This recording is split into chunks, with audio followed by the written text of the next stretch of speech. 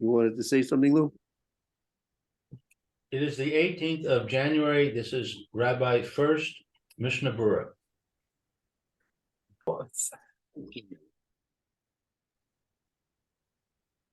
Okay, so 1 second. Cool.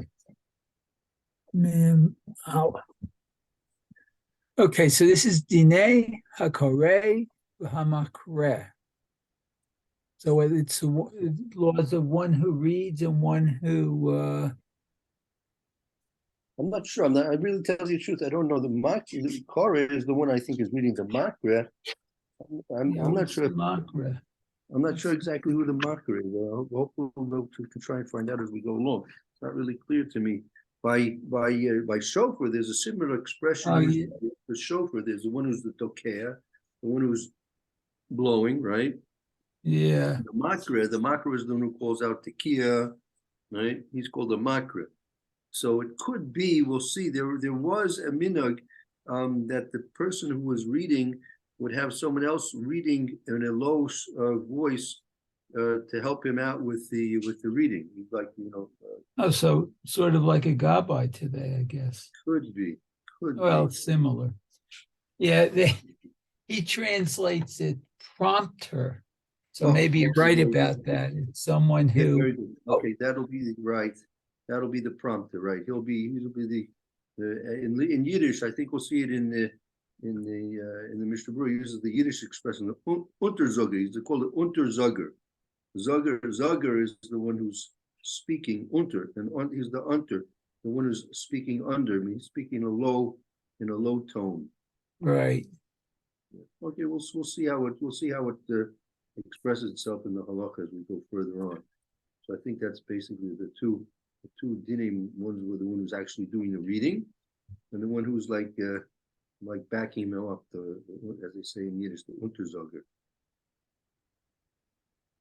Okay, so it says, let's see, Aleph. Sarikli krot mu'umad. So one needs to read the Torah standing, okay. Va'afilu lismok atzmo lakotel. And even if he needs to support himself by a wall, I guess. He'll lean himself against the wall. Lean himself against the wall. Oh, la'amud asur. Okay. So even to lean himself against the wall, or to lean against a post, a pillar, that would also be usur.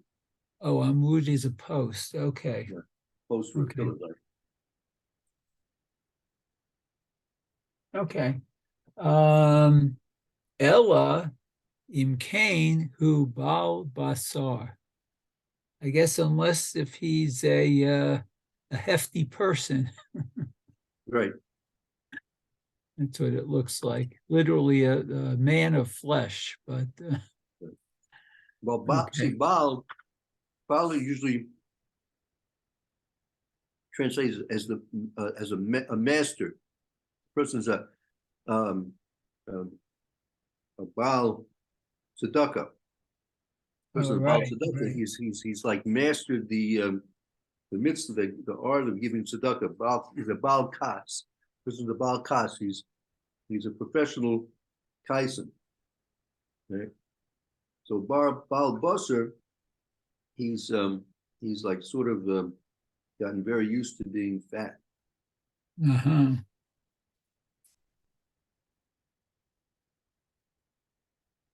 That's interesting. So he must stand. Okay. Then we have the Haggah here. Let's see.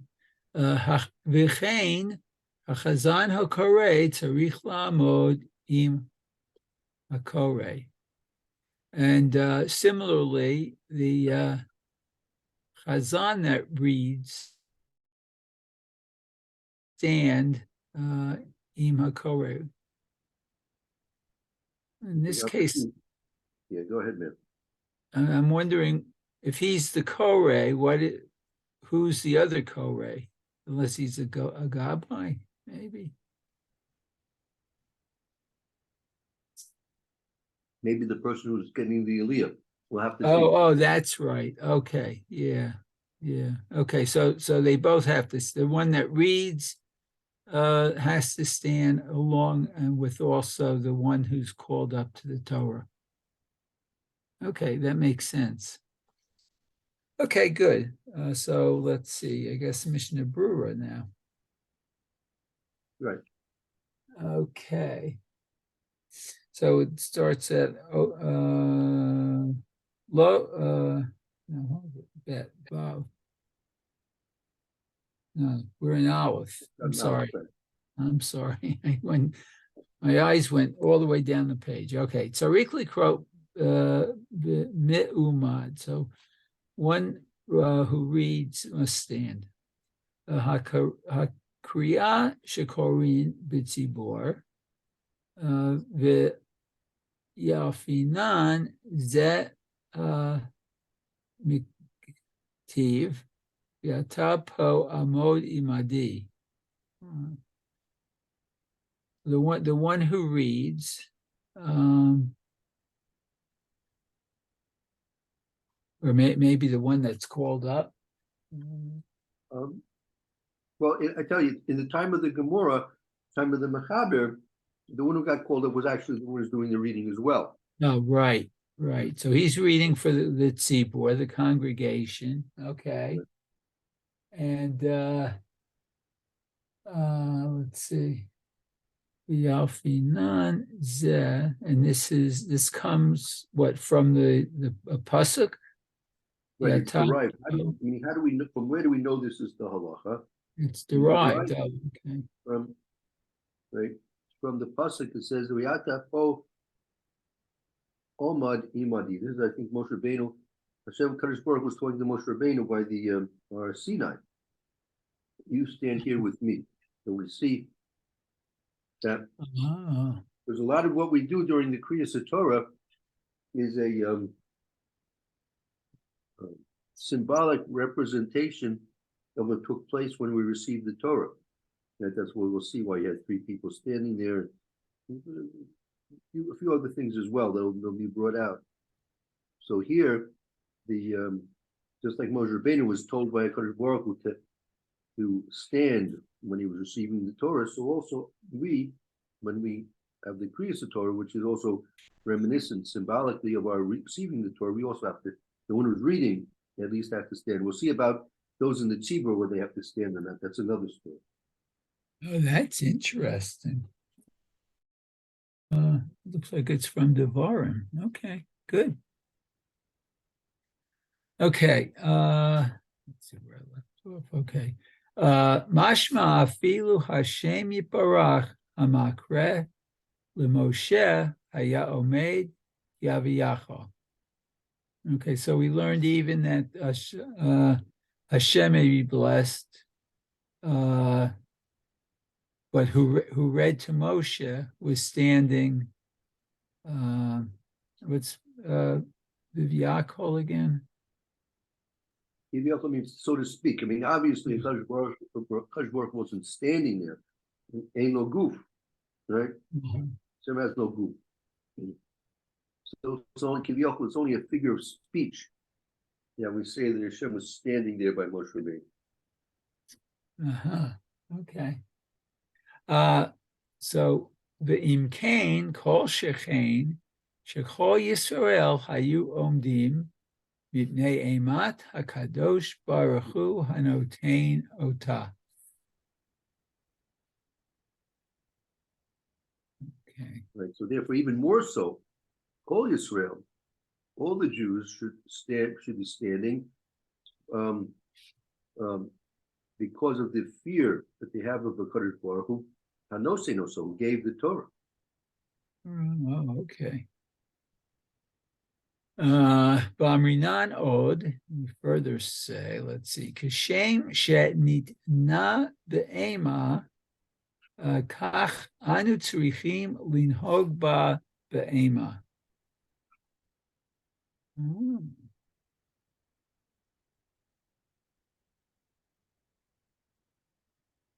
And so therefore, just as it was given to Aimer, was just as the Torah was given with awe.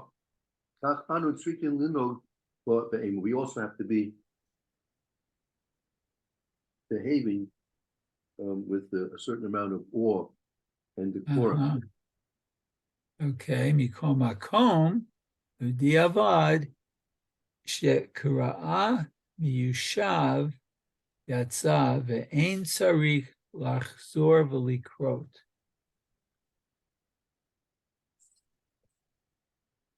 So, nevertheless, even though it's usher to do, but for some reason, if a person was reading while he was sitting down, the Kriya Torah you're Yotzi with, and you don't have to go back and read it again. Meaning, let's say it was apparently even Parsha Zachor, which is according to many poskim, it's Deraisa. Let's say the person who was the only person who could read Parsha Zachor, for some reason, he had to sit down when he read it. So, Kakili is not supposed to do that, but B'diavad, if he did it, or if it can't be done any other way, the Kriya, you Yotzi the Kriya, and there's no need to go ahead and listen to it again. Oh, okay. Yeah, because I was going to ask, let's say someone was debilitated for whatever reason, whether it was a physical injury or even born in a way where he couldn't stand while reading the Torah, if he would be permitted to, but you just answered the question. Very good. Okay, so let's see. Question would be about a choice of two people to do the reading. One could stand and one had to sit. Who should you pick? I see. In that case, you'd probably pick the one who could stand. Right. Everything else being equal. That seems to make sense. Okay. So afilu lismoch atzmo, even if he had to support himself, this was against a wall or a pillar, we said up above. Hainu, afilu smicha kitzat she'im yinatel oto davar lo yipol. Okay. This is even if smich kitzas. That what's a smich kitzas, that if it would be taken out from under him, the object that he's leaning on or against, he would not fall. Gam kain usher. That's also usher. It's also forbidden. The usual definition of standing and the opposite of leaning is if the person's leaning on something to such an extent that if it were taken out from under him, he would fall. He wouldn't be able to support himself. So that's considered to be not standing. But if you could still stand, even if it would be taken out from under him, that's not considered to be leaning. But here it's not so. Here, even if you would take the object out, let's say he's leaning on the bima. This is very common. People may not know this, right? This could be very, very common. You see people, sometimes they get an aliyah and they're leaning on the bima, and sometimes very heavily leaning on the bima. So even if he could support himself, if the bima was suddenly taken out from underneath him, in this case, it's still usher to do that, because that's not aimer. Here you have to stand the aimer, right? And it's not aimer. No, it's true. I noticed that in my shul, those the Laining table, while they're standing up there. Yeah, that's exactly the point. If they would be leaning on it even in a slight way, that's a lack of respect. It's a lack of awe. Okay. So let's see. Gam kein asur ditzarich la'amod be'ema. Okay, so it's forbidden, and we need to stand with awe in front of the Torah, I guess. Yeah. Okay, let's see. Gimel is part of, yes, okay. La'amod, okay, to stand. Or no, that's a pillar. I guess to lean against the pillar. Who shulchan hakriya, oh, ukahai gavna. Oh, so that's actually the Laining table, it looks like. Right. Mode. That's interesting. Okay. Okay, so I guess now we get up to the Haggah, looks like. Right. Okay. V'chein hachazan hakorei tzarich la'amod im hakorei. Okay, so he says the Hazan who's reading the Torah needs to stand with the one who is, I guess, called up. Okay. Let's see. So we're at A. Let's see. Dalit, Oh, Dalit, right? Dalit is. Al-Basr. Oh, I guess I didn't do Dalit. Oh, I shouldn't have skipped ahead. Okay. Okay. So Ela im kain hu ba'al basar. So even if he's a hefty person, okay. Hu hadin chole. Oh, good. Chole ozakain. If he's a Baal Basr, he's an exception. He could lean if he's a Baal Basr. Oh, okay. Okay. So, and that's one who is old, not old, sick or very old. Shekashe li lo amida b'lismicha, that who can't stand without support. Okay. Ach is a hair sheyismo kitzat, but he should be careful, I guess, to just slightly support himself. V'lo yismach kol kach ad she'im yinatelo to davar yipol. This is what I think you were saying then. But he should not support himself that I guess if he didn't support himself, he would fall. Right. He shouldn't be leaning so much and support himself so much that if he would be taken out from underneath him, the thing he was leaning on, he would fall. Okay. Okay. Ve'im yefshar lo lismoch ki im be'inyan zeh v'hu tzarik sa'ad litamcho mutar gam bazeh.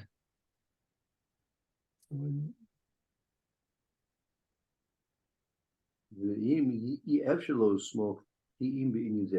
impossible for him to lean except in this way, and he's so heavily that he's if he fall out, he'd fall. He needs support to enable him to stand. Mutter gam is also mutter in this. Oh, okay. Aklo Yisha'ain al Amapa she'al hashulchan she'tashmish kedusha hu ele al hashulchan atzmo. Right, but he shouldn't lean on the mappa, the cloth, which is on the table of the bima. Shouldn't lean on that because that's tashmish to kedusha. That's considered to have kedusha because it's tashmish to kedusha. It's serving the Sefer Torah. Ella, you should lean on the actual table itself. Many times by us, the whole table is covered by the mappa. So in which case, shouldn't lean on it at all. Right. Even the mappa, that's a different thing. That's because you're using tashmish to kedusha, right? That's a different thing that with the aim and year over there. Different reason why you shouldn't be leaning on it. That's interesting. Okay. I think the next time I'm called up, well, I don't have to be called up. I can watch, I guess, in my shul. See what the Gabayim do. Okay.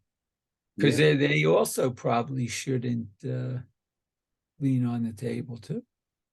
right, correct. Okay. Okay, so If the map is a kashmir to kedusha, I'm just wondering how they put, like, maybe sometimes they put a pushka on it, maybe they just pile svorim on top of it. oh yeah, that's a good question. Like at the end of shul, I see a lot of people put sforim on. They even put their talasim. Right. On Shabbat they put when they have because we have kiddush in the same room we daven in. Right. They put their talasim on the shulchan. Yeah, I don't know. I'm not so sure. I don't know. I don't know what the header is. I have to think about that. I'm not sure. Yeah, that's interesting. Huh. Okay. So let's see. Well, Hay is under the Chaga now. So Right. he said, "V'chein hachazan hakorei tzarich la'amod im hakorei." Okay, so the Chazan that's reading needs to stand alongside the one that's called up. Okay, v'chein hachazan hakorei v'hu hadin hasgan she'omed etzel a sefer Torah od katav sham.